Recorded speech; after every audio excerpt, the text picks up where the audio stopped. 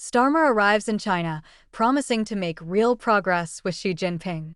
British Prime Minister Keir Starmer arrived in China on January 28 for a three-day visit, a week after his government approved plans for a controversial new Chinese embassy in London.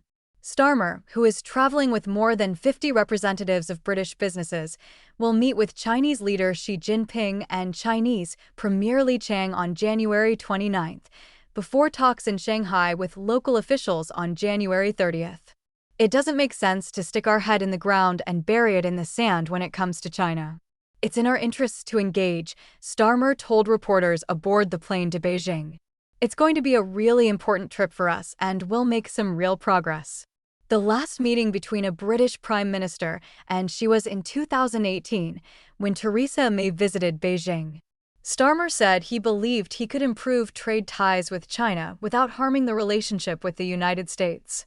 The relationship we have with the U.S. is one of the closest relationships we hold, on defense, security, intelligence, and also on trade and lots of areas, Starmer told reporters.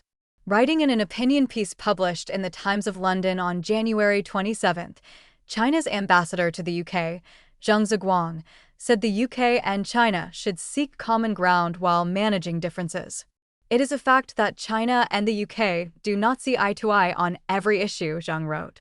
The right approach to addressing these differences is to engage in rational dialogue and look for solutions in the spirit of mutual respect and pragmatism. China is the world's second-largest economy and a major trading partner for the UK, but there has been a shift in the relationship in recent years amid a growing awareness of the security threat posed by the Chinese Communist Party. Espionage operations. In September, prosecutors dropped the charges against two British men, one of them a former Conservative Party parliamentary researcher, who had been accused of spying for China.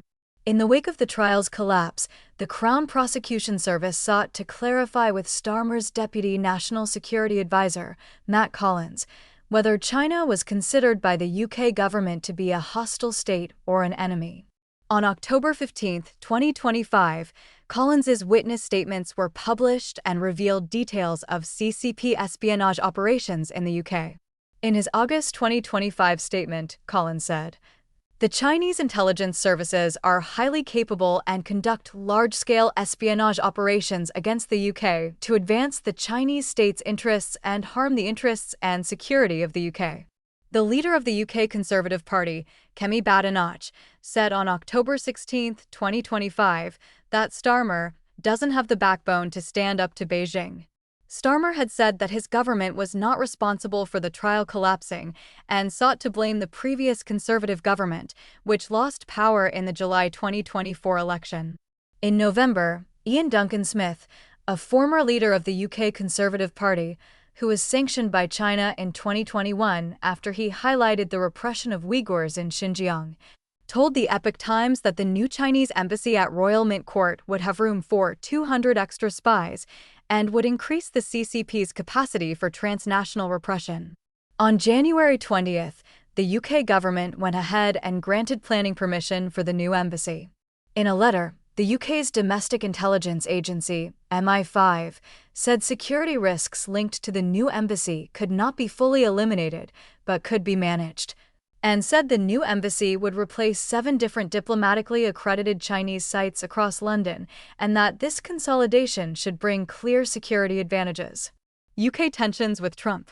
Starmer's trip to China comes after several weeks of tension with U.S. President Donald Trump over the issue of Greenland, with the UK among those threatened with U.S. tariffs. The British Prime Minister also described remarks made by Trump that non-U.S. countries in NATO had been absent from the front line in Afghanistan as insulting and appalling.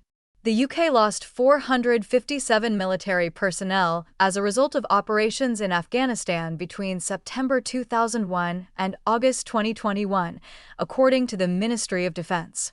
Last week, Trump threatened to impose a 100% tariff on Canadian goods if its Prime Minister, Mark Carney, made an unspecified deal with China.